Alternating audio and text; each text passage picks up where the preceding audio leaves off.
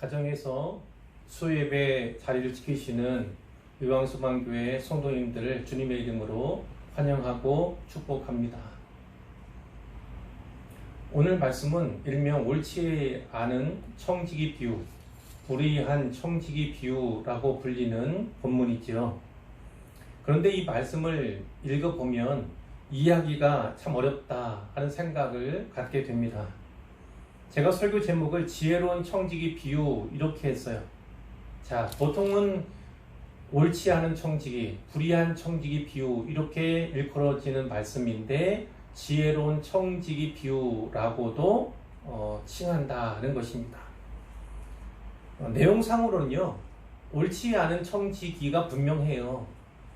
그런데 주님은 그 청지기의 지혜를 칭찬해 주십니다.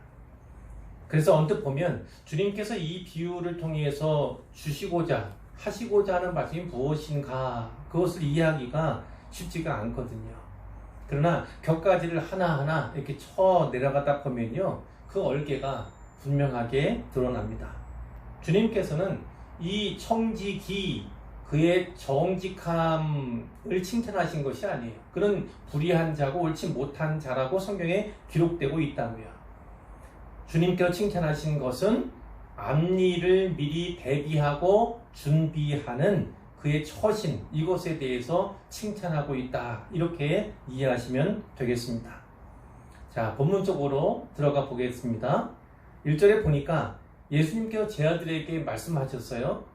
어떤 부자에게 청지기가 있는데, 부자 아래 청지기가 있는 거죠. 이 청지기는 말하자면 집사 이렇게도 얘기할 수 있어요. 맡은 자예요. 특별히 여기에 있는 청지기는 부자의 재정을 관리하는 집사 정도 된다, 이렇게 이해하시면 될 텐데요. 그런데 내용상 보면 이 청지기는 이 주인의 신임을 대단히 많이 받고 있는 그러한 인물임을 알 수가 있습니다. 자, 권위가 있죠. 주인 대신에 계약서를 쓰는 허락을 받지 않고도 그러한 권한까지 위임받은 사람이 바로 이 사람인 것을 우리가 알 수가 있죠. 청지기에게 임명되는 것은 정직, 성실, 충성 이런 거지 않습니까? 그런데 이 주인은 이 청지기를 매우 신뢰하고 있어요.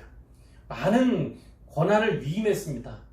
그렇게 신뢰를 받고 권한을 위임받은 사람이라면 더욱더 성실해야 하고 더욱더 충성해야 하고 더욱더 정직해야 마땅한 것이죠.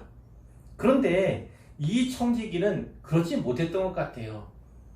자, 1절 뒷부분에 보면 주인의 소유를 낭비한다, 이런 소문이 퍼질 정도였으니까요, 주인도 그 이야기를 듣게 되었어요. 자, 주인이 그 청지기를 불러서 말을 하지요. 내가 네게 대하여 들은 이 말이 어찌 됨이냐, 이런 얘기가 들리는데 왜 그런 거냐, 어찌 된 일이냐, 이렇게 주인이 말을 한 거죠. 자, 그러면서 뭐라고 하냐면 내가 보던 일을 세마라, 네가 보던 일을 세마라, 청지기 직무를 계속하지 못하리라, 이런 이야기를 합니다. 여기 세만다는 것은요, 자, 원어상은 이런 의미예요. 넘겨주다, 그리고 양도하다, 이런 거죠. 양도하다. 그러니까 우리가 회계를 맡았을 경우에 그 장부가 있잖아요. 대차 대조 장부가 있지 않습니까? 그것을 정리해서 인수인계 그렇게 맞춰라, 그런 말이에요. 그리고 그것이 사실이라면 청지기 자리에서 너는 해고다, 너는 실직하게 될 것이다, 이렇게 이 주인이 이야기를 한 거예요. 그런데 내가 보던 일을 세마라, 결산하라는 것이지만 조금 전에 말씀드린 것처럼 인수인계 자료를, 이 회계 장부를 정리할 그런 시간이 필요한 겁니다. 그러니까 이 청지기는요, 한 번의 기회, 그리고 어떤 일정한 약간의 시간을 얻었다, 이렇게 볼 수가 있는 거예요. 그런데 이 청지기가 불의한 자, 옳지 못한 자였음에도 불구하고 그 이후의 처신은 매우 지혜로웠다는 것입니다. 자, 3절에 보시면 이때 청지기가 이제 잘릴 위기잖아요. 실직하고 파면당할 그런 위기인데 이렇게 생각한 겁니다. 주인이 내 직분을 빼앗으니 내가 무엇을 할까? 이 자리에서 내가 잘리면, 해고되면 뭐 먹고 살까? 이런 궁리를 하게 된 겁니다. 땅을 파자니 힘이 없고 빌어먹자니 부끄럽구나. 자, 소장농이 아니라 그나마도 청지기로서 일정한 권한을 위임받았던 이 사람이잖아요. 그러니까 이 주인으로부터 땅을 빌려서 뭐 농작을 한다든지, 그래서 어느 만큼 소출을 이 주인에게 이제 상납한다든지, 뭐 이런 식으로 살아왔던 사람들과 비할 수 없는 거잖아요. 그런데 이가 생각하기를 이 일만 해왔어요. 그러니까 땅 파서 실제로 농사를 지어본 적은 없어요. 아, 그러면 내가 그거 견딜 수 있을까? 할 수 있을까? 아, 빌어먹자니 참 부끄럽고 어떻게 할까? 이런 고민과 궁리를 하게 된 거죠. 그러다가 4절에 보면 내가 할 일을 깨달았다, 알았도다, 깨달았다는 거예요. 자, 어떤 일정한 계획을 갖게 된 거죠. 이렇게 하면 직분을 빼앗긴 후에 내가 해고되고 이 청지기 다리에서 물러난 후에 사람들이 나를 자기 집으로 영접하리라. 사람들이 해고된 나를 영접하게 만들 그 계획을 도모하게 되었고, 그것을 실행에 옮기게 되었던 것입니다. 자, 어떻게 합니까? 주인에게 빚진 자들이 많이 있었는데 그 빚진 자들을 일일이 부른 거예요. 먼저 온 사람에게는 이렇습니다. 네가 내 주인에게 얼마나 빚졌느냐? 이렇게 묻죠. 그러니까 그 빚진 자가 기름 100마를 빚졌습니다. 기름 100말 생각해 보세요. 기름 100말 어마어마하잖아요. 올리브유를 말합니다. 자, 그런데 이 청지기가 뭐라고 하냐면, 여기 이 증서에다가, 자, 빌렸으니까 차용증 이런 거겠죠. 이 증서를 가지고 빨리 앉아서 50이나 쓰라. 원래 100마의 기름을 빌렸는데 그거를 쭉쭉 긋고 아니면 다 수정해서 50말, 그 절반 뚝, 상당히 많은 액수를, 상당히 많은 그 양을 빌렸잖아요. 그런데 그 상당히 많은 양의 반을 탕감해 준 거예요. 그냥 감액해 준 거예요. 자, 뿐만 아니라 7절에 또 다른 사람에게 너는 얼마나 빚졌냐 묻습니다. 이 사람은 밀 100석을 빚진 사람이에요. 이 사람이 빚진 양 대단히 많은 것입니다. 자, 그런데 이 청지기가 뭐라고 하냐면, 여기 내 증서에 80이라 쓰라. 이제 밀을 100석이나 빌렸는데 이 100석이 아니라 80이라 쓰라는 거예요. 그러니까 5분의 1, 그것 대단히 많은 양이잖아요. 상당한 양을 역시나 삭감해 준 것입니다. 자, 여기는 두 사람에 대한 이야기만 나와 있지만 이 주인이 부자였고 많은 사람들이 그에게서 빚진 그런 것이기 때문에 또 기록되어 있지는 않지만 수많은 사람들에게 일일이 이렇게 했을 것을 우리가 알게 되는 거죠.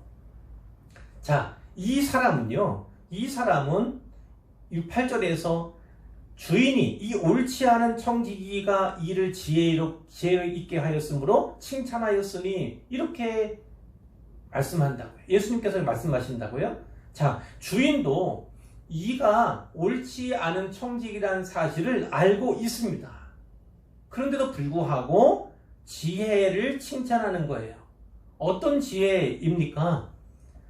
주인에게 빚진 자들이 자기에게 고마워하고 감사해하고, 그래서 꼭 은혜를 갚으리라, 이렇게 마음에 다짐하게 만들 만한 방법을 생각해내고 그대로 실행한 거예요. 자, 채무자들이 진 빚이 상당하다고 우리가 나누었잖아요. 그런데 그 상당한 빚 가운데 또 상당한 양을요 탕감해 주는 거예요.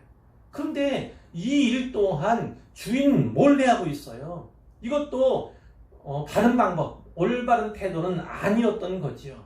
그런데 이 불의한 방법을 통해서 그들에게 호의를 베풀어줬다는 거예요. 호의를요. 그러니까 이 채무자들, 특별히 큰 금액, 큰 물질을 탕감받은 그런 사람들은 어떤 생각했겠어요? 아, 은혜, 이 청지기가 큰 도움을 줬다. 이 청지기 때문에 내가 살게 되었다. 언젠가 그가 어려울 때 꼭 보답해야겠다. 이런 마음을 갖도록 했다는 거죠. 그게 인지상정이잖아요. 자, 그러니까 채무자들이 이 사람이 실제 해고당하고 실직한 후에 어려움에 처했을 때 신세진 것에 대해서 갚고자 하는 마음, 그리고 보답하고자 하는 마음, 발벗고 나서서 도와주고자 하는 마음, 아니면 그 청지기 자리는 아니랄지라도 일자리를 구해주고 소개해 줄 수 있는 이런 마음도 갖게 될 것이잖아요. 자, 8절 뒷부분에 보면 이 세대의 아들들이 자기 시대에 있어서는 빛의 아들들보다 더 지혜로움이니라 이런 말씀을 한다고요. 여기 이 세대의 아들들이 나오고 빛의 아들들이 나오는데 이 세대의 아들들은 무엇이냐면 예수님을 알지 못하는 불신자들을 말합니다. 불신자들. 이 청지기는 말하자면 불신자들과 같은 거예요. 불신자들. 자, 그런데 빛의 아들들보다 이 빛의 아들들은 제자들을 말하고 예수님을 따르고 이제 오늘날 우리가 믿는 우리까지도 포함되겠죠. 우리보다 더 지혜롭다는 거예요. 이렇게 앞일이 막막하고 위기에 처해 있을 때 지혜를 발휘한다는 거죠. 지혜를요. 근데 단서는 있어요. 자기 시대에 있어서는이에요. 자기 시대에 있어서는 지혜를 인정받지만 그것이 빛의 아들들, 예수님을 따르는 제 아들이나 예수님을 믿는 우리들의 지혜와는 비교할 수는 없다는 거예요. 그러나 그들의 지혜도 본받아야 할 것이 있다. 또 따라야 할 것이 있다. 그것을 말씀하는 것입니다. 예수님께서는 다시 말씀드리지만 부정직함을 성실하지 못한 것, 그 불의한 청지기를 본받으라 이렇게 말씀하신 것이 아니에요. 그 청지기가 위기 가운데에서 계획했잖아요. 궁리하고 생각해냈잖아요. 그리고 계획한 것을 실천했잖아요.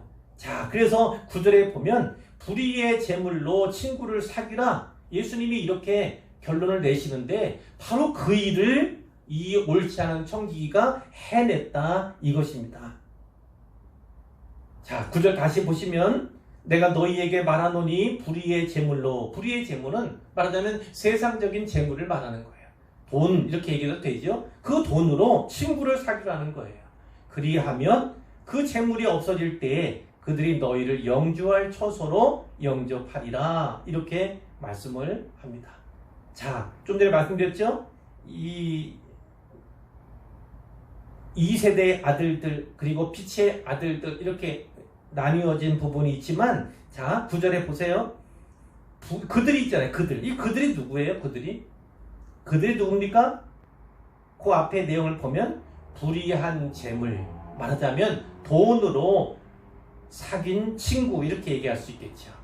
그런데 돈으로 사귀었다. 이것은 어떤 의미입니까? 그들을 도왔다는 거예요. 이 불의한 청지기가 주일에 허락이나 주일에 동의 없이 그 빚진 자들의 빚을 탕감해 줬잖아요. 결국 주인이 아니라 자기가 감사를 받을 거리를 만들었잖아요. 자, 어찌됐든 간에 가난한 사람들, 어려운 사람들을 도왔던 거예요. 바로 그 도움을 받은 자들이 이 사람이 재물이 없을 때, 그리고 그래서 어려움에 빠졌을 때 돕게 될 것이다. 너희들을 그를 영접할 것이다. 이렇게 말씀하는 거예요. 근데 예수님께서 여기 9절에서 말씀하신 건 더 중요한 메시지는 무엇이냐면 바로 천국에서 너희가 보상받을 재료가 된다. 자료가 된다. 이것을 또한 말씀해 주시는 거라고요. 10절 이하에 보면요. 사실은 이 청직이라면 당연히 이 맡은 자로서의 바른 태도가 있어야죠. 주님께서 다른 본문에서도 또 말씀하신 내용들이 사실 있잖아요. 자, 재물을 다루는 자들, 청지기직을 맡은 자들은 당연히 정직하고 성실해야만 합니다. 특별히 이 정직함 또 성실함은요, 돈과 관련해서 돈에 대한 태도에서 사실 가장 잘 증명이 돼요. 누군가가 정직한가, 누군가가 성실한가, 그럼 그 사람에게 돈을 맡겨본다든지 그가 돈을 어떻게 사용하고 어떻게 처리하는가 하는 태도를 보면 그가 성실한가 정직한가 아니면 그렇지 아니한가를 극명하게 알 수 있다는 것이죠. 자, 10절 이하의 말씀에 보면 지극히 작은 것에 충성된다는 큰 것에도 충성되고 당연한 거죠. 지극히 작은 것에 불의한 자는 큰 것에도 불의하니라 이런 말씀이 있고 너희가 만일 불의한 재물에도 충성하지 아니하면 누가 참된 것으로 너희에게 맡기겠느냐? 너희가 만일 남의 것에 충성하지 아니하면 누가 너희의 것을 너희에게 주겠느냐? 쉽게 알 수 있는 듯 하면서도 또 한편으로는 좀 알쏭달쏭한 그런 내용이기도 해요. 자, 이렇게 나누면 됩니다. 이 예수님께서는요, 자, 작은 것 눈으로 훑어보세요. 10절에 있습니다. 2번. 그리고 불의한 재물 11절에 나오죠. 12절에는 남의 것 이렇게 작은 것, 불의한 재물, 남의 것 요것 이것은 재물을 말해요. 재물. 그런데 이 재물은 사실은 내 것이 아니죠. 하나님께서 맡겨주신 거예요. 자, 그러나 이 세상 살아가면서 쓰게 또 맡아 사용하게 될 그런 것을 말합니다. 작은 것, 불의한 재물, 남의 것.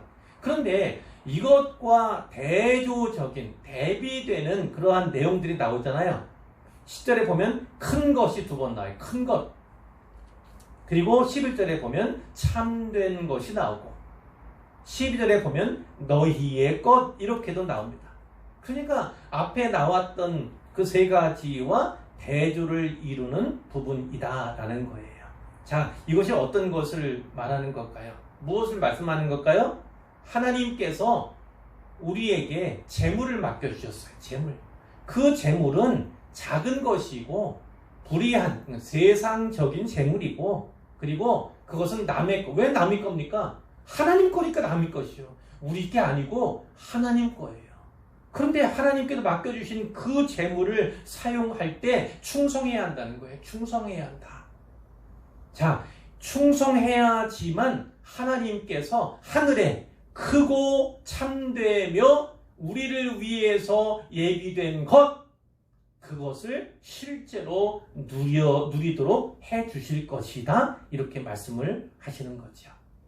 마태복음 25장 33절에 보면 이런 말씀이 있어요. 그 이하의 말씀에 하나님께서 언젠가 양은 그 오른편에 염소는 왼편에 두게 될 날이 올 것이다. 이렇게 말씀을 하셨거든요. 그런데 그때 임금이 오른편에 있는 자들에게 그 양이죠. 자, 이 사람들은 구원받은 자들이고 하나님의 백성, 자녀로 구별된 자들이에요. 이들에게 무엇이라고 말씀합니까? 내 아버지께 복받을 자들이여 나와 창세로부터 너희를 위하여 예비된 나라를 상속받으라 이렇게 말씀하실 때가 있다는 거예요. 그것이야말로요. 그것이야말로 참된 것이잖아요. 그것이야말로 큰 것이에요.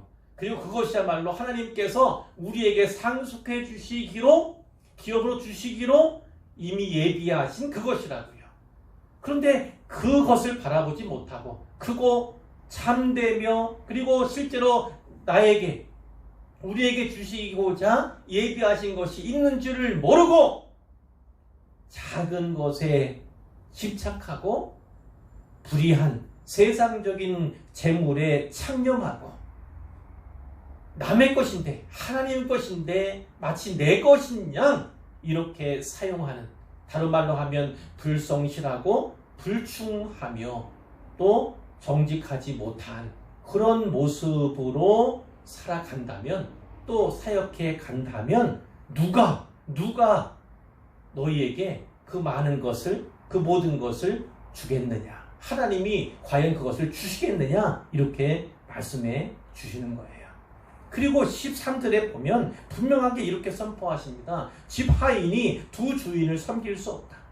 하인은요 주인을 섬기는 자예요. 그런데 하인은 한 주인을 섬기는 것이지 두 주인을 섬기는 자가 아니라는 겁니다.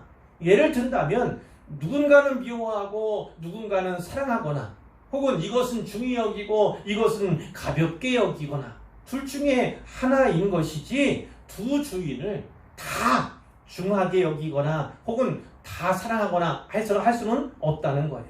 특별히 예수님께서 말씀하신 건 이겁니다. 하나님과 재물을 겸하여 섬길 수 없다는 겁니다. 하나님과 재물을 겸하여 섬길 수 없다. 자, 하나님을 섬긴다는 것은 알겠는데 그러면 재물을 섬긴다는 건 어떤 의미일까요? 돈이라고 만몬이라고 이렇게 대치를 해도 틀림이 없습니다. 자, 어떤 걸까요? 결국 돈을 사랑한다는 것은요. 돈을 사랑한다는 것은 결국 나를 사랑한다는 거예요. 나를 사랑한다는 건 내가 내 인생의 주인 노릇을 한다는 거예요.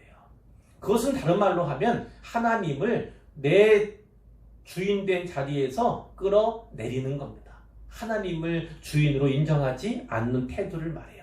뿐만 아니라 돈을 사랑한다는 건, 재물을 사랑한다는 것은 어떤 겁니까? 그 돈으로, 그 재물로 사고 또 그것으로 누릴 수 있는 모든 것들을 또한 사랑한다는 거예요. 모든 쾌락이랄지 유익하다고 생각하는 것들, 그런 것들을 또 창념하고 그것에 마음 빼앗기고 집중하는 그러한 태도를 또한 의미한다고 말씀할 수 있어요. 쉽게 말하면 돈의 노예가 되고 재물의 노예가 된다는 겁니다. 돈의 노예가 되고 재물의 노예가 되는 자들은 하나님의 노예가 될 수가 없어요.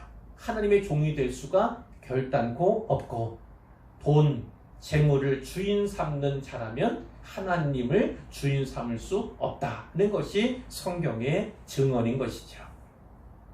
자, 이를 통해서 우리가 짧게 몇 가지만 생각해 보고 이제 말씀을 맺으려고 합니다. 당연히 몇 가지는 생각할 수 있죠. 첫 번째는 이겁니다. 우리는 다 맡은 자들입니다. 다 청지기라는 거죠. 생명을 맡았어요. 하나님께서 우리에게 맡겨주신 겁니다. 하나님께서 우리에게 재물도 물질도 맡겨주셨고 시간도 맡겨주셨고 또 많은 달란트라고 하는 그런 것들도 맡겨주셨어요. 맡겨주신 것이 사실 손을 꼽을 수 없을 만큼 아주 많지요. 근데 그 청지기인 것을 인정한다면 어떻게 합니까? 정직하고 성실하고 그 일에 충성해야 하는 것은 당연한 거 아니겠습니까? 특별히 이 재물이라고 하는 단어가 나와서 드리는 말씀이지만 이 재물, 물질 역시 내 것이 아님을, 내 것이 아니라는 건 이 물질, 이 재물이 하나님 거라는 것을 인정하게 되는 거예요. 내 것이라고 이렇게 생각하는 건 그것은 하나님 것이 아니다, 이렇게 여기는 것과 다르지 않다는 거예요. 그러면 우리가 가진 이 물질, 우리가 갖고 있는 소유한 이 재물 어떻게 이해합니까? 하나님의 것인데 우리에게 맡겨주신 거예요.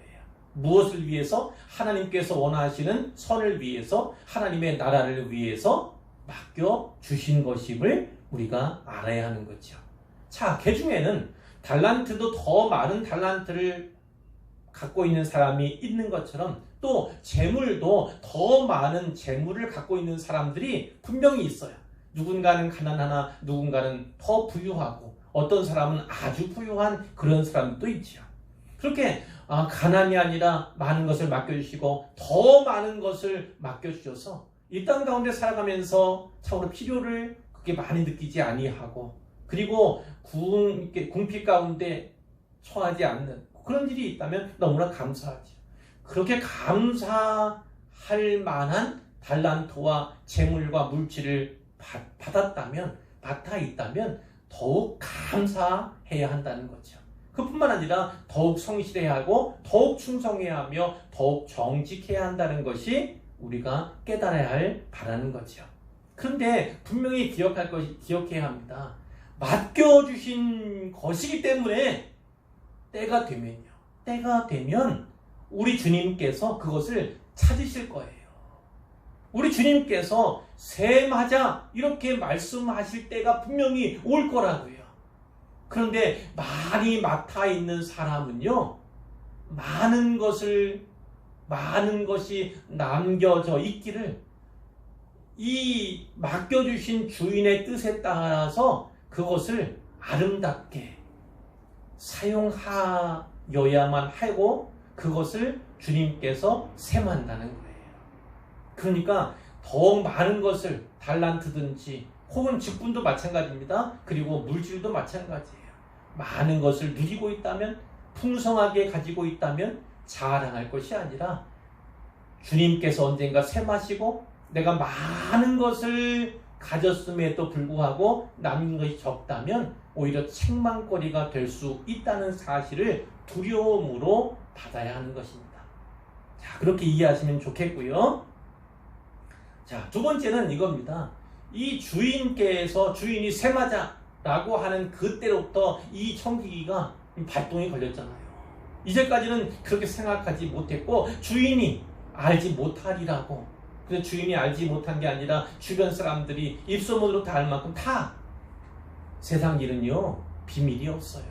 무엇보다도 하나님은요 다 아시죠. 자, 어찌되었든 간에 이 불의한 자, 옳지 못한 청지기였지만 그가 이 주인에게 칭찬받을 지혜를 발휘하는 것을 보게 돼요. 아, 이때로부터 하지 아니하면, 지금 이 기회를 선용하지 아니하면, 이 시간을 잘 활용하지 아니하면 안 되겠다라고 하는 그런 결단이 섰을 때 계획하고 실행에 옮기는 것이 반드시 필요한 거죠. 오늘 그리스도인 된 우리들은요, 종말의 때가 우리에게 약속되어 있어요. 그것은 우주적인 종말일 수도 있고 개인적인 종말일 수도 있지요. 어쨌든 간에 개인적이든 우주적인 차원에서의 종말이든 종말은 반드시 옵니다. 그 종말의 때를, 그 마지막 때를, 주님 다시 오실 때를, 내 인생 마지막 그 날이 올 때를 준비하며 살아가는 것이 지혜롭다. 그 교훈을 아울러 우리가 받을 수가 있는 것이죠. 자, 마지막으로 한 가지만 더 말씀드리자면 이겁니다. 자, 이 비유, 여기에 등장하는 청지기는 옳지 않은 청지기, 불의한 청지기인데, 이 옳지 않은 청지기가 어떻게 지혜로운 청지기로 칭찬을 받는가 하는 것을 다시 한번 살펴볼 필요가 있다는 것이죠. 이 청지기가 4절에서 이런 깨달음을 갖는 거예요. 이렇게 하면 내가 직분을 빼앗긴 후에, 청지기직에서 해고된 후에 사람들이, 내가 탕감해주고 내가 빚을 삭감해준 그 사람들이 나를 자기 집으로 영접하리라 하는 분명한 도모를, 계획을 가졌던 거예요. 예수님께도 바로 그거 칭찬하신 겁니다. 9절에 보면 불의의 재물로 친구를 사귀라. 그리하면 그 재물이 없어질 때에 그들이 너희를 영주할 처소로 영접하리라. 이렇게 말씀을 하신다고요. 그의 지혜에 대해서 교훈하시면서 또한 동의하시는 면이 있는 것이죠. 자, 세상에 재물을 쌓아두는 것은 어리석은 겁니다.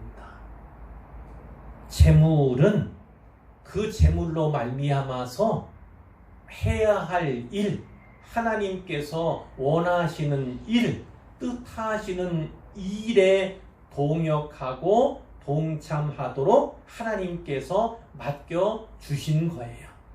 그렇기 때문에 그 재물을 그냥 쌓아두는 거, 한 달란트 받았던 그 종이 어떻게 했어요? 땅에 묻어뒀잖아요.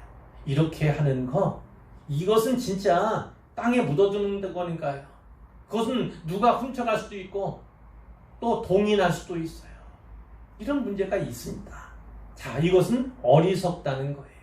자, 어떻게 하라는 겁니까? 다른 이들에게 주라는 거예요.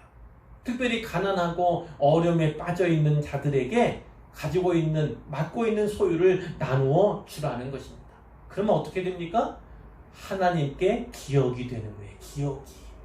그래서 그 소유를 가지고, 내 것은 아니에요, 하나님 것이에요, 하나님께 맡겨주신 것이지만 그것을 가지고 가난한 사람을 구제한다든지, 특별히 이 시대에 너무나 어려운 시대 상황에, 사회적인 환경에 놓여 있잖아요. 어려운 사람에게 베푼다든지 나누어 준다든지 이런 일을 하면 하나님의 것으로 하는데도 불구하고 이 사람들이 받은 도움이 있잖아요. 은혜가 있잖아요. 그것을 하나님이 또한 기억하셔서 하늘나라의 상급으로 쌓아 주신다 이 말씀이에요. 하나님의 것으로 하늘에서 상급을 받을 수 있다면 이 땅에서는 어떻게 해야 된다고요? 재물을 땅에 쌓아두는 어리석은 자가 아니라 그 재물, 맡겨주신 그 재물을 가지고 선용함이 마땅하다라는 것입니다. 아시다시피 돈은요 중립적이에요. 이 돈이 어떻게 쓰여지는가, 이쪽으로 쓰여지는가, 이쪽으로 쓰여지는가에 따라서 어떤 것은 악한 행위로, 어떤 것은 선한 행위로 이렇게 평가받을 수 있어요. 돈 자체는 가치 중립적이죠. 그런데 아시다시피 돈은 막강한 힘이 있습니다. 돈에는 위력이 있어요. 그래서 이것이 이쪽이든 이쪽으로 사용될 때 힘을 발휘하고 위력을 발휘하게 되는 것이 그런 기억이 납니다. 어떤 사람이 제가 이런 얘기하는 걸 들었어요. 예식장에서 어떤 이가 가장 많은 축의금을 낸 거예요. 그런데 그 축의금 액수를 기억하고요. 그 축의금을 낸 사람을 기억하더라고요. 왜냐하면 내가 진짜 어려웠거든요. 참 어려웠는데 그가 나를 위해서 많은 축의금을 했던 거 그게 너무나 고마운 거예요. 말하자면 그렇게 돈은요 누군가에게 그 역할은 돈의 역할은 누군가에게 오랫동안 기억되고 또 감사로 언젠가 꼭 갚아야지 하는 그러한 다짐으로도 나아갈 수가 있다는 거죠. 그래서 하나님께서 우리에게 맡겨주신 그 자원들, 이 자원들을 지혜롭게 사용하는 것이 너무나 중요한 것이죠. 간절히 바라고 원합니다. 하나님께서 맡겨주신 것들, 시간도, 우리의 생명도, 우리의 달란트도, 우리의 물질도 하나님께서 우리에게 주신 기회, 우리에게 주신 시간임을 잘 알아서 진정 하나님의 영광을 위해서 그분께서 우리에게 원하시는 그 일을 위해서 하나님 나라와 이웃을 위해서 사용하는 우리 모두가 되기를 우리 주님의 이름으로 축원합니다.